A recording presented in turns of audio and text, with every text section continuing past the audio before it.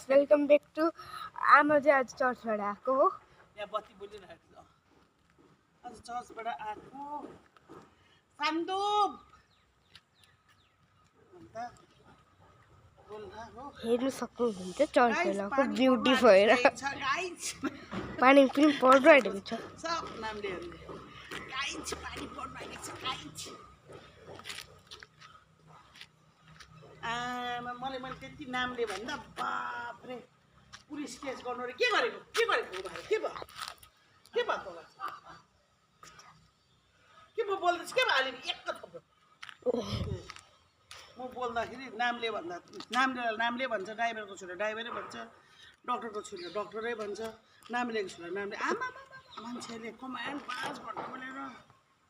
जे भनेको मैले त्यो नराम्रो पनि भनेको तिमी त नामलेको छोरी हो तिमीलाई आइडिया छ कति राम्रो राम्रो छाने भन्नुभएको आदिकल चाहिँ त्यो केटीले मैले पनि होइन मेरो नातिनीले गरेको रहेछ हो मेरो उसको बहिनीको दिदीको दिदीको नातिनीले गरिदिएको मलाई दोष लाग्यो म त तिमी आउट अफ टाउन थिएँ त्यति बेलामा अन्त नामलेलाई भन्दा के भन्छ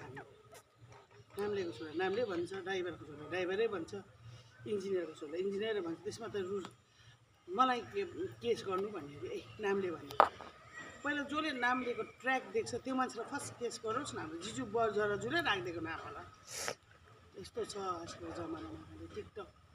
अहिले त बाँच्नु पनि सजिलो भएछ अहिले त सबै बाँच्नु एकअर्कामा फेसबुकमै सबै बाज बोल्न थालेको छ पहिलेको जमानामा चाहिँ के गर्थ्यो भने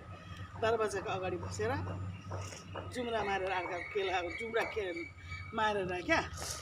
अर्का कुरा गर्दै अहिले चाहिँ फेसबुकमै एकअर्काको कुरा कसलाई यस्तो त्यस्तो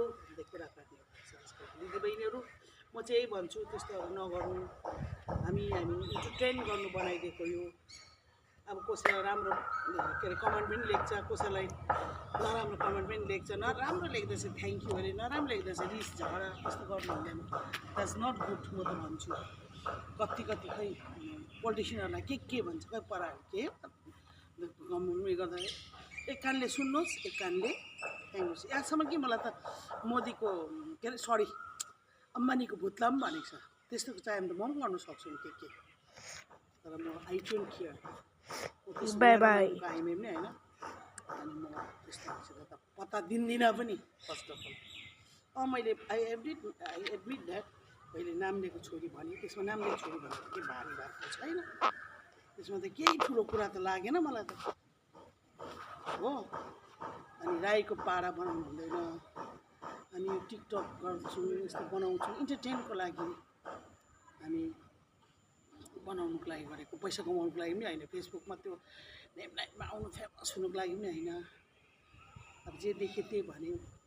त्यसमा ठुलो कुरा गर्नु हुँदैन एउटाले भने बाँच्ने त्यस्तो तिनजना उयोहरू छ बाँच्नेहरू त्यस्तो टिकटक बनाउँदाखेरि त्यस्तै तिमीहरू